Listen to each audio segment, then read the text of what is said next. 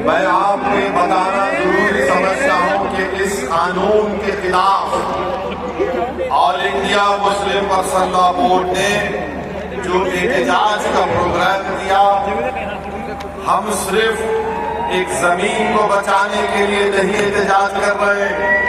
ہم صرف اپنی مسجد یا درگاہ یا خانقاہ یا امام باڑہ کو بچانے کے لیے احتجاج نہیں کر رہے، ہم صرف اپنے قبرستانوں کو یا عیدگاہ کو بچانے کے لیے احتجاج نہیں کر رہے، ہم احتجاج اس لیے کر رہے ہیں کہ جو سیاسی طاقتیں آج اس ملک پر حکمران ہیں وہ ہم کو مٹانا چاہتے ہیں، اور ہم ان کو یہ بتانا چاہ رہے ہیں کہ ہم اپنے آپ کو مٹنے نہیں دیں گے۔ انشاءاللہ تعالی جمہوری طریقے سے تم مٹ جاؤ گے۔ ہم ان کو بتانا چاہ رہے ہیں کہ ہم جھکنے والے نہیں ہیں، ہم انگریزوں کی 200 سال کی غلامی کو قبول نہیں کیے، تو ہم تمہارے اقتدار میں تم جو بیٹھے ہو اور تم ایسے قانون بنا رہے ہو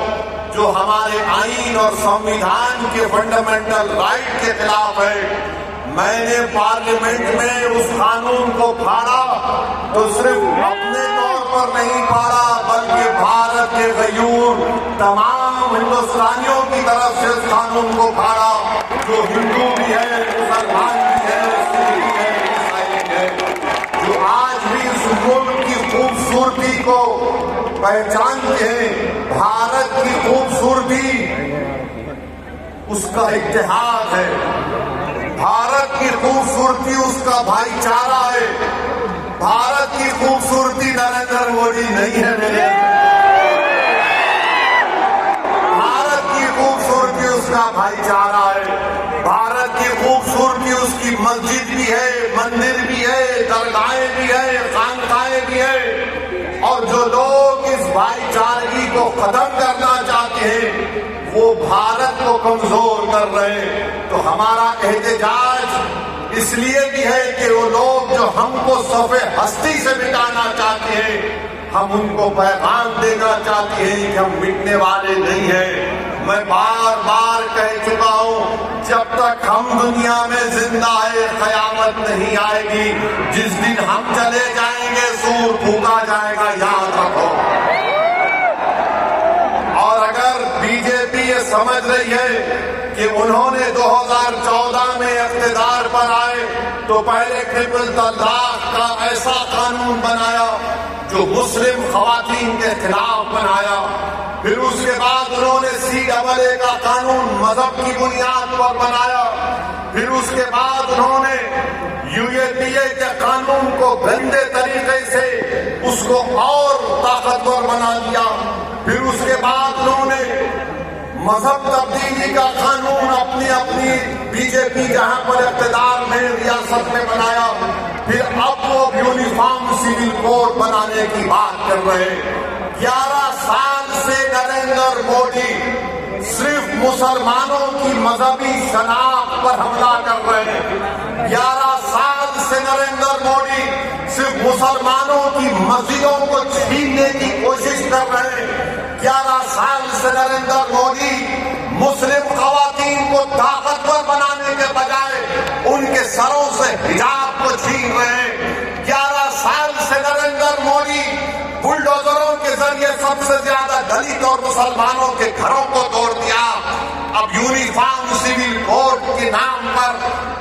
ہماری شریعت کو ہم سے چھیننا چاہتے ہیں، وہ شریعت جو شریعت اپلیکیشن ایکٹ 1937 ہے۔ جب سنویدھان بن رہا تھا تو بابا صاحب امبیڈکر نے کہا تھا کہ شریعت اپلیکیشن ایکٹ برقرار رہے گا،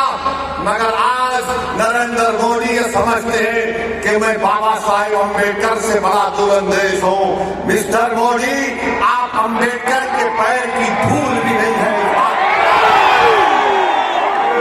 میرے عزیز دوستوں اور بزرگوں، اور دوسری بات یہ، میں آپ سے کہہ رہا ہوں کہ اپنے صفوں میں اتحاد کو مضبوط رکھیے۔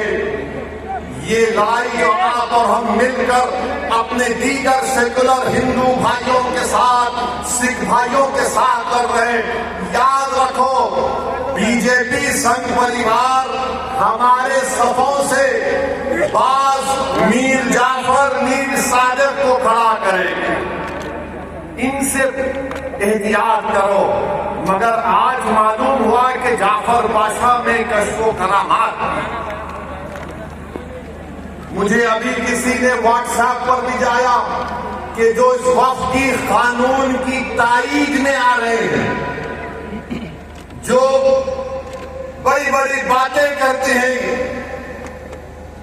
خواجہ اجمیری کے آستانے سے ان کا تعلق ہے، جعفر پاشا کی تقریر کو لائیو بیٹھ کر دیکھ رہے تھے، تو معلوم ہوا ان کو بھی بڑا ڈر ہو گیا۔ جب حیدرآباد سے احتجاج بلند ہوگا، ارے جو تم خواجہ اجمیری کے آستانے کے ذمہ دار ہونا،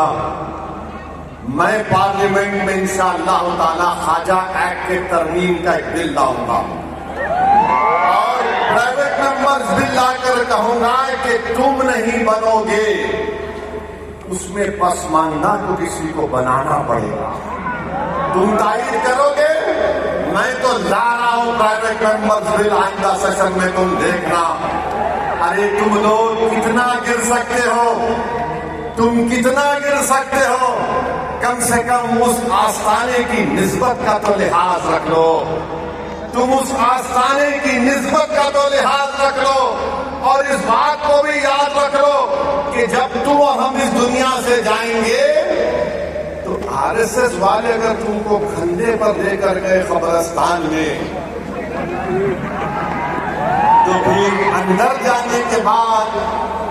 جب فرشتے پوچھیں گے کون ہے تیرا رب، تو تم کیا مودی بولو گے یا